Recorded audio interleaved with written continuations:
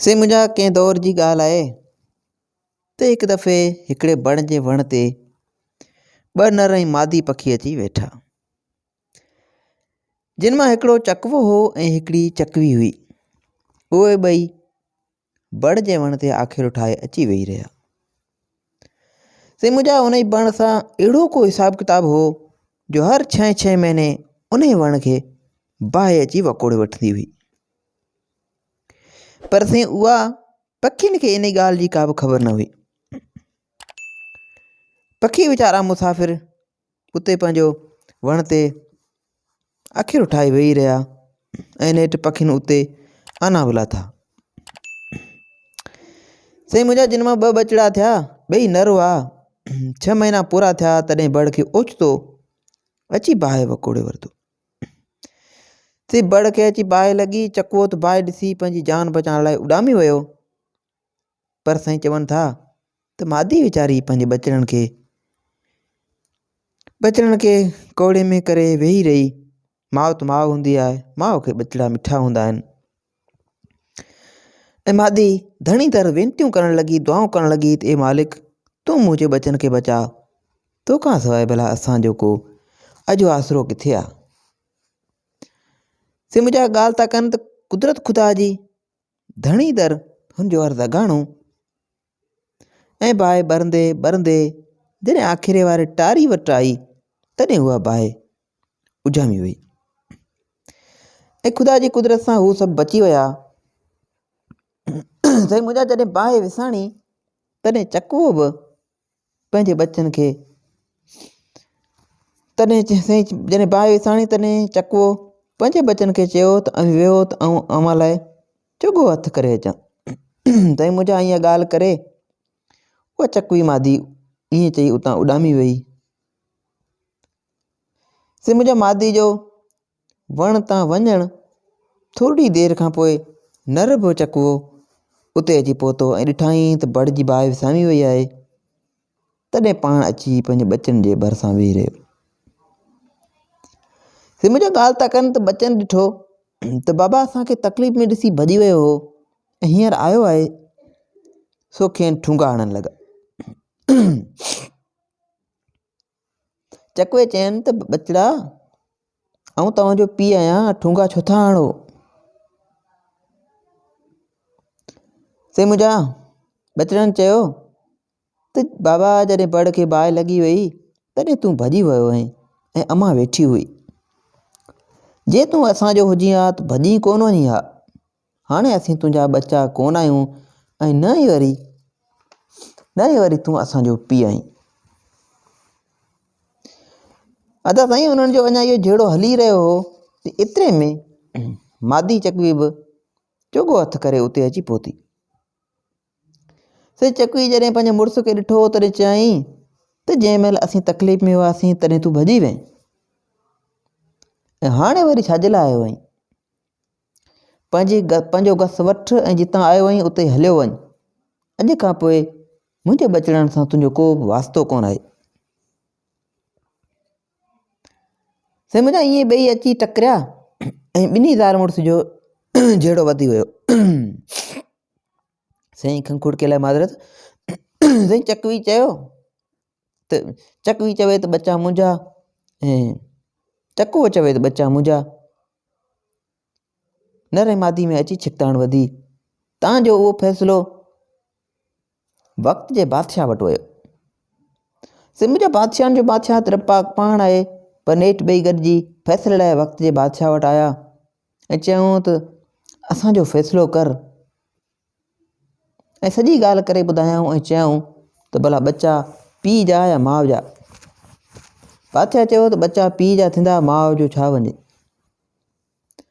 उन ते चकवी चयो त बादशाह सलामत, ग़लति फ़ैसिलो छो था करियो।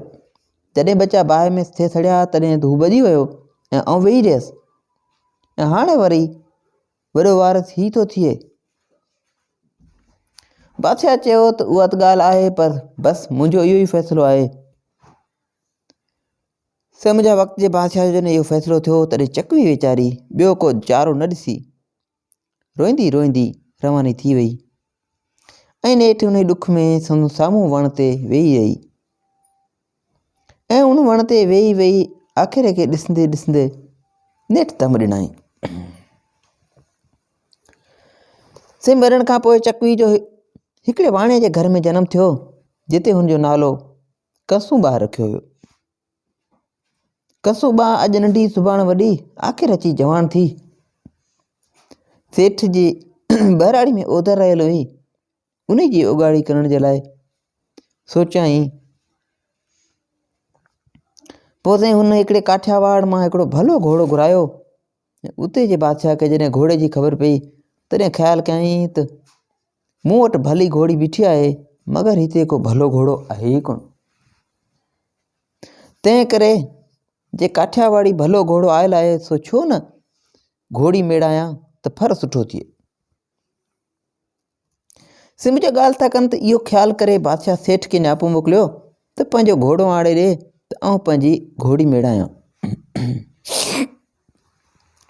से मुंहिंजा उहा ख़बर जॾहिं छोकिरी खे पई तॾहिं पंहिंजे पीउ खे चयईं त बाबा बादशाह खे घोड़ो भली ॾियो, पर बादशाह सलामत खां हिकिड़ो अंजाम वठोसि त जॾहिं फर 6 महीननि जो थिए तॾहिं असांखे ॾेखारियो वञे।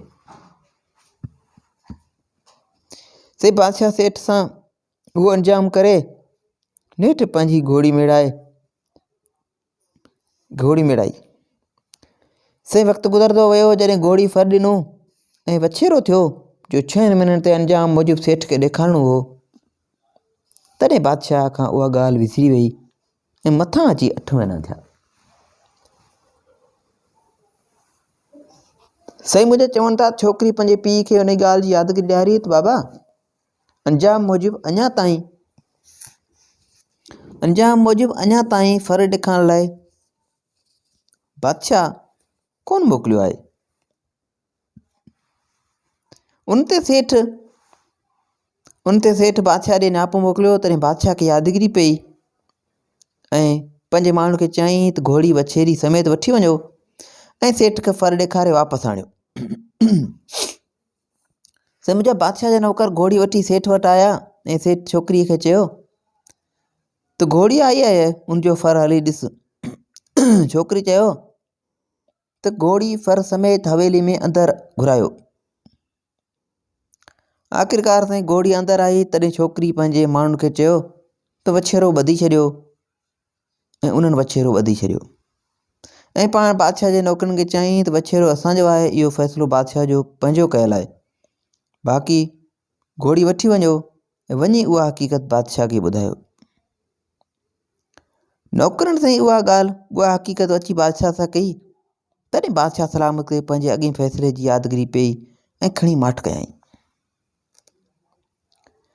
से मुंहिंजा उन साॻी ॻाल्हि जी जॾहिं बादशाह जे पुट खे ख़बर पई तॾहिं ख़्यालु कयईं त छो न उन छोकिरी सां शादी करे पोइ तलाक ॾेई खांसि उहो वछेरे वारो वेर वठनि। हीउ साईं बादशाह जो अकेलो ऐं दादरो पुटु। तंहिं करे बादशाह जो मथसि घणो प्यारु हो ऐं जीअं चवंदो हो तीअं बादशाह पियो कंदो हो। शहज़ादे छा कयो जो ऊंधो खटोलो करे सुम्ही रहियो। जॾहिं बादशाह खे ख़बर पई तॾहिं यकदमि डोड़ंदो आयो ऐं अची पुट खे भाकुर विधाईं। बादशाह चए त पुटु चओ तोखे छा थो खपे, जेको चवीं सो आणे ॾेई, तूं ॻाल्हि कर, एॾो छो परेशान आहीं, मंझी ऊंधी करे सुतो पियो आहीं। शहज़ादे चयसि बाबा तूं मुंहिंजो शर्त कोन मञंदे, मुंहिंजी ॻाल्हि कोन मञंदे। बादशाह चयसि पुटु तूं हुकम त कर। नेठि शहज़ादे चयसि बाबा मूंखे उहा सेठ जी धीउ परणा। पोइ त बादशाह ॾाढो परेशान थियो ऐं खेसि सम्झायईं त पुटु तूं शहज़ादो आहीं ऐं हू पंहिंजी हवा माए रहियत आहे, सो उहा शादी ठहे कान थी। तंहिं खां सवाइ पाण मुसलमान ऐं हू हिंदू आहे, सो छोकिरी कोन ॾींदा। ऐं तुंहिंजूं त 2 भलो राणियूं अॻे ई आहिनि, वरी बि कंहिं बादशाह जी धीउ जेका चइनि सां तोखे परिणायां ऐं इन ज़िद तां लही वञ ऐं इन छोकिरी मां हथु कढ। मगर साईं शहज़ादनि जा बादशाहनि जा ॿार बि दादला, सो उन जा ज़िद बि अहिड़ा। तो शहज़ादे ज़िद कयो त मूंखे परिणाई त उहा वाणे सेठ जी धीउ परिणा, जिन त तूं ॼाण तुंहिंजी बादशाही ऐं वञी थो जोगी थियां। साईं बादशाह ॾिठो त शहज़ादो जितां न लहंदो तॾहिं खेसि दिलासो ॾेई अची पंहिंजे वज़ीर सां सलाह कयईं त वज़ीर हाणे छा कजे। आख़िर ॿिन्ही ॼणनि सलाह कई ऐं हिकिड़ो होशियारु माण्हू वाणे सेठ वटि संग घुरण लाइ मोकिलियऊं। हिकिड़े माण्हू खे होशियारु करे मोकिलियऊं जंहिं अची वाणे सेठ सां उहा ॻाल्हि कई। वाणे चयो साईं बादशाह मुसलमान असीं हिंदू तंहिं खां सवाइ हू बादशाह असीं ग़रीब उहो संग कोन थो ठहे।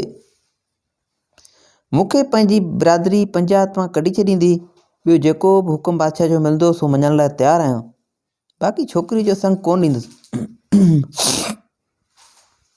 साईं मुंहिंजा उहो माण्हू वापसि मोटी आयो तॾहिं बादशाह वज़ीर खे मोकिलियो तंहिंखे बि वाणे साॻियो ई जवाबु ॾिनो। तॾहिं बादशाह वज़ीर खे मोकिलियो तंहिंखे बि वाणे साॻियो जवाबु ॾिनो। तॾहिं वज़ीर खे सम्झायो त बादशाह खे वज़ीर सेठे खे सम्झायो वाणे खे त बादशाह खे हिकु पुटु आहे जेको ॾाढो दादलो आहे। शहज़ादो ज़िद करे वेठो आहे तूं मुंहिंजी ख़ुशी सां संग ॾींदे त वाह वाह न त बि बादशाह ज़ोरी बि तोखां संग वठंदो तंहिंमें तुंहिंजी बदनामी थींदी। मुंहिंजा ॻाल्हि था कनि त उहा ख़बर नेठि कंसूबाई खे पई ऐं उहा ख़बर बि पियसि त शहज़ादे जी दिलि में छा हो।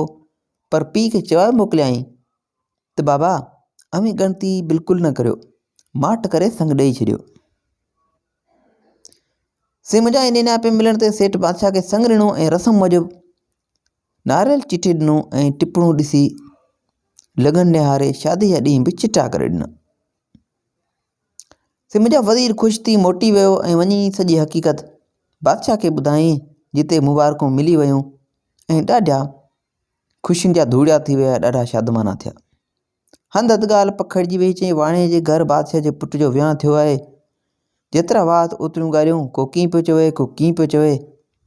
को की शहज़ादे खे ॿाहिराणियूं अॻु में बि हुयूं जिन खे शहज़ादे चयो त वाणे जी धीउ सां आउं फ़क़ति घोड़े जे वछेरे जे वेर पाइण लाइ शादी करियां थो ऐं खेसि हफ़्ते अंदरि तलाक ॾेई कढी छॾींदुसि। त मुंहिंजा जीअं जीअं शादी जा ॾींहं वेझा पवंदा विया तीअं तीअं ॿिन्ही पासे ज़ोर शोर सां तयारियूं थियणु लॻियूं। आख़िर मुक़ररु ॾींहं ते ॼण तयारु थी रवानी थी। कंवर तन ॼण जो आदुर्भाव कयो। ख़ैर साईं शादी थी ख़ैर सां पूरी थी ऐं शहज़ादो कुंवार वठी घर आयो। शादी जूं ख़ुशियूं मेला मौजूं ख़तमु थियूं ऐं पोइ 7 ॾींहंनि जा 7 हफ़्ता गुज़री विया। पर शहज़ादो हुजे जो नई कुंवार जी महिलात मां निकिरे ई कोन। कंहिं ॾांहुं साम्हूं करे निहारे बि कोन। तॾहिं अॻे राणियुनि खेसि जवाबु मोकिलियो त उहे शहज़ादा ई कहिड़ा जेके पंहिंजा वचन विसारे छॾनि। जीअं त शहज़ादे पंहिंजी ॿिन्ही राणियुनि सां अॻे ई वाइदो कयो हो त आउं नई कुंवार खे हफ़्ते में तलाक ॾींदुसि। पर हीअ साईं काफ़ी ॾींहं गुज़रण ते पहिरीं वारियूं ॿ परेशान थी वियूं ऐं उन्हनि जवाबु मोकिलियो त उहे शहज़ादा ई कहिड़ा जेके पंहिंजा वचन विसारे छॾनि। का हिकु अधु निगाह हेॾां असां ॾांहुं बि केॾी महिल कंदा करियो। मुंहिंजा उते शहज़ादे खे पंहिंजो कयल कौल यादि पियो ऐं कौंसा खे चयईं त तोखे तलाक ॾींदुसि। तॾहिं कौंसा खिली चयसि त मूंखे कहिड़ी ओणाई आहे मुंहुं में जो तूं मूंखे तलाक ॾींदे। छा तूं मूंखे तलाक ॾेई अनमोल राणी थोरो ई परिणिजी ईंदे। अहिड़ो बहादुर हुजे हा त पहिरीं उहा परिणिजी हा। बादशाह खे जा कावड़ लॻी सा चयईं तूं बि हिते मां बि हिते अनमोल राणी ज़रूरु परिणबसि। तंहिं कसूबा चयसि पोइ पहिरीं अनमोल राणी परिणिजी अचु तलाक मूंखे पोइ ॾेई थो सघीं। सही ॿुधी शहज़ादो पंहिंजा ॿेली बहाना सबराए घोड़नि ते चढ़ी अनमोल राणी परिणिजण लाइ उथी घरां रवानो थियो ऐं हिकु विलायत छॾे ॿी विलायत में वियो जितां ॾस पतो पुछींदो मंज़िलूं काटींदो आख़िर अची अनमोल राणी जे मुल्क में रसियो ऐं शहज़ादो उन शहर में पहुतो जिते अनमोल राणी रहंदी हुई। अनमोल राणी जो शर्त हो त जेको माण्हू मूंसां शादी करणु चाहे तो पहिरीं नगारे ते डोंको हणे ऐं उनखे अंदरि घुराईंदुसि ऐं सॼी राति पाण वटि रहाईंदुसि ऐं उन विच में असुल कोन पुछंदुसि। पर जे मूं साण ॻाल्हायो त आउं खेसि मबा आहियां ऐं जे न ॻाल्हायुमि त सुबुह जो उहो मुंहिंजो ग़ुलाम थी रहंदो ऐं आउं खेसि पंहिंजी मर्ज़ी मूजिबि विकिणी छॾींदुसि। उहो शर्त जंहिंखे बि क़बूलु हुजे सो अची नगारे ते डोंको हणे। त शहज़ादो बि अनमोल राणी जे शहर में कुझु वक़्तु रही समूरी ख़बरचार वठी हिकिड़े ॾींहुं वञी नगारे ते बीठो ऐं खणंदे डोंको ज़ोर सां हयाईं। हिकिड़ो ॿियो टियों हिकु साई में वाही कढियाईं। से नगारे जी आवाज़ ॿुधी अनमोल राणी हिकदमि खेसि अंदरि घुरायो। पोइ त सारी राति शहज़ादे खे जेकी ॿोलियूं वॼाइणियूं हुयूं से वॼाए दंग कयाईं। पर राणी खे जो न ॻाल्हाइणो हो सो चुप रही ऐं चप सिबी वेही रही। तव्हांजो अची सुबुह थियो ऐं अंजाम मूजिबि राणी हुनखे 5 कोॾियुनि में हिकिड़े चाकी वटि विकिणी छॾियो, जंहिं हुनखे वठी वञी घाणे ते ॿिहारियो, जिते वीचारो सॼो ॾींहुं ढॻो थियो पियो घाणो घेलींदो हो। से अनमोल राणी त पंहिंजे ज़बान ते क़ाइमु हुई त हू जेको बि हुनखे ॻाल्हाइण ते मजबूर कंदो हू हुन सां शादी कंदी। शहज़ादो साईं जीअं घरां निकितो तीअं संदसि पीउ खे बि का ख़बर कान हुई त हीउ केॾांहुं वियो। बादशाह जे लेखे त शहज़ादो अॻे ई घुमण फिरण ऐं सैर शिकार जो शौक़ीन आहे, शिकार ते वेंदो आहे ऐं मोटी बि ईंदो आहे। सो हींअर बि किथे घुमण फिरण वियो हूंदो। 3-4 महीना गुज़रिया, शहज़ादो न मोटियो। तॾहिं पुछा कयईं, सभु चवनि पिया त असांखे ख़बर नाहे। आख़िर शहज़ादी जी 2 राणियुनि जे महिलात मां पुछा कयईं, जितां बि को पतो ॾस पतो न मिलियसि। नेठि बादशाह शहज़ादे जे नंढी राणी वटि लंघी वियो, जंहिं सॼी ॻाल्हि करे ॿुधायसि त अणबंग शहज़ादो अनमोल राणी जी परजण वियो आहे। बादशाह अनमोल राणी जा शर्त अॻे ई ॿुधा हुआ, सो ख़ातिरी थियसि त शहज़ादे खां उहे शर्त पूरा थी न सघिया हूंदा ऐं हू कंहिं न कंहिं तकलीफ़ में ज़रूरु आयो आहे, तंहिं करे केस वापसि मोटी न सघियो आहे। सो पंहिंजे माण्हू खे चयईं त वञी शहज़ादे खे ॻोल्हे वठी अचो। बादशाह जा माण्हू पोइ चइनी कुंड ते पखिड़िजी विया, पर केतिरा ॾींहं गुज़री विया ऐं मंझां को वापसि कोन मोटियो।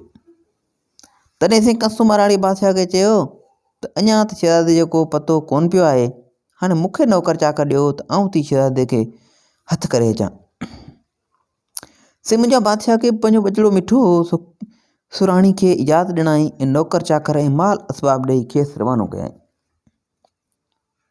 ते मुंहिंजा कंसुमा छा कयो जो मर्दानो वेस पहिरे ॿेली बाना वठी घोड़नि ते चढ़ी रवानी थी ऐं हकलींदे नेठि अची अनमोल राणी जे शहर में पहुती। उते हिकिड़ो मंदरु हो जंहिंमें सभु वञी लथा। उन मंदर में हिकिड़ो जोगी रहंदो हो, जेको 6 महीना सुम्ही निंड कंदो हो ऐं 6 महीना जागी धणी जी इबादत कंदो हो। हीउ जॾहिं उते पहुता तॾहिं जोगी निंड में हो ऐं जॾहिं हुनजे जागण जो वक़्तु वेझो आयो तॾहिं कंसुमा राणी जा मर्दाणे वेस में हुई। ते वञी हुन लाइ धूई दुखाई तयारु कई। 6 महीना पूरा थिया, जोगी जाॻियो ऐं ॾिसे धूई अॻे ई तयारु आहे ऐं साम्हूं हिकु सुहिणो जवान करनश में बीठो आहे। पोइ कंसुमा हथु ॿधी चयो, आदेश गुरु। जोगी हुनजे अहिड़े निमाणाई ते बिल्कुलु ख़ुशि थियो ऐं धूई मां रख खणी बुत खे मले बबूती ध्यान में वेही रहियो ऐं देर खां पोइ ज्वाला में अची वियो ऐं हुन ॾांहुं मुंहुं करे चयईं, बचा जेकॾहिं आदेश गुरु न करी हा त जहिड़ा धाणा करे छॾिया हा। हाणे जेको घुरणो हुजे सो घुर। तॾहिं कंसुमा चयो त मूंखे अनमोल राणी सां शादी करणी आहे, महिरबानी करे मदद करियो जी मन जी मुराद पूरी थिए। तॾहिं जोगी ख़ुशि थी हुनखे आसीस कई ऐं धूई मां कुझु रख खणी हुनखे ॾेई चयईं, हीअ रख पाण सां काबू ॿधी छॾ। तोखे राणी जी शर्तनि जी ख़बर आहे। जॾहिं राणी तोखे अंदरि घुराए ऐं तूं ॻाल्हाए कक थी ऐं राणी तोसां न ॻाल्हाए तॾहिं राणी जे खाॿे हथ जे चींच में झले उनखे हीअ रख मलिज। अनमोल राणी पंहिंजी बालकी आहे, उमेद त तुंहिंजे मन जो मुराद पूरी थींदी।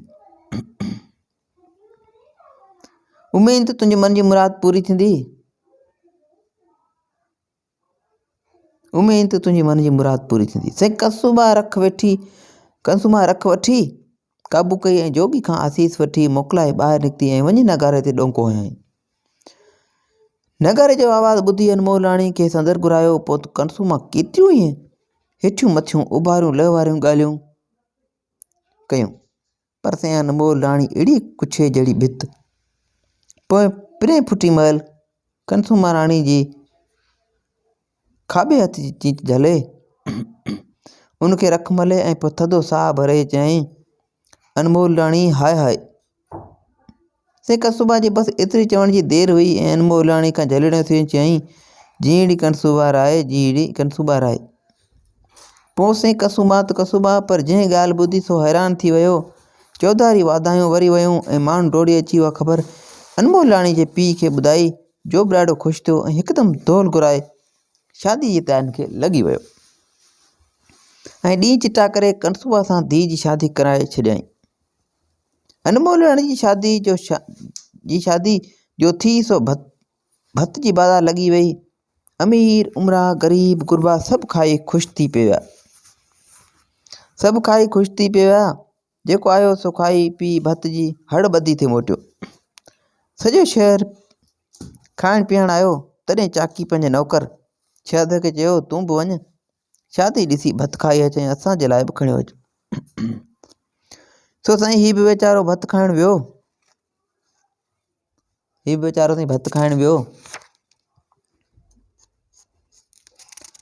शहज़ादो जेको ग़ुलाम बणिजी वियो हो सो भत खाइण वियो ऐं कंसुबा हुकुम कयो त जेको माण्हू भत खाइण अचे सो पहिरीं मूं वटि हाज़ुर करे पोइ उनखे भत खाराईंदा वञो। नौकर सभु कंहिं माण्हू खे नोट वठी पिया ऐं कंसा उन्हनि खे ॾिसी नौकरनि खे हुकुम पियो ॾिनो त हाणे हिनखे भत खाराए ढऊ करायो।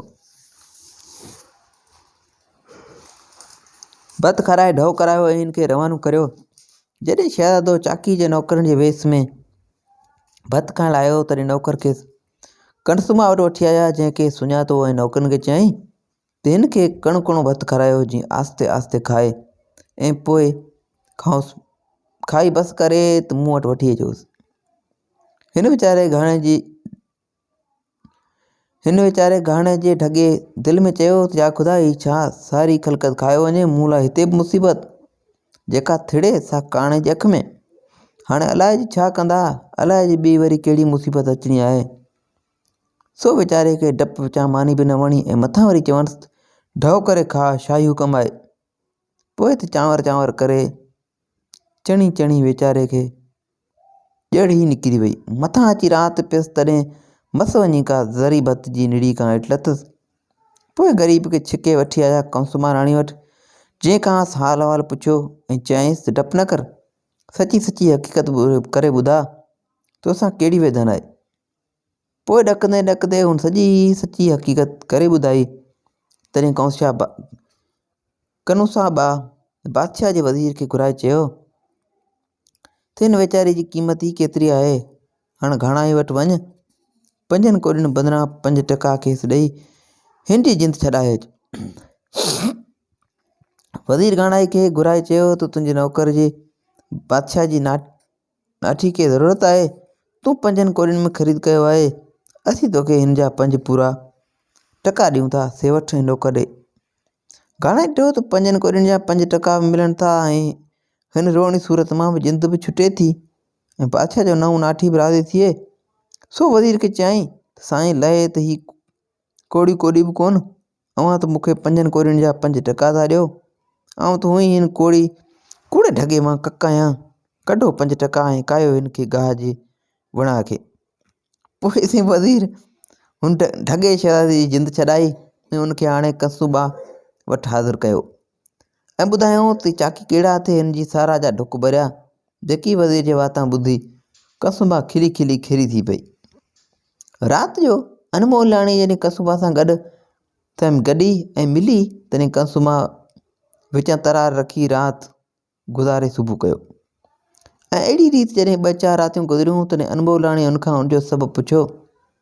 ते कंसुबा चयो, सबबु त को बि कोन्हे, पर मुंहिंजी बासिल आहे त 6 महीना औरत खे वेझो न वेंदुसि।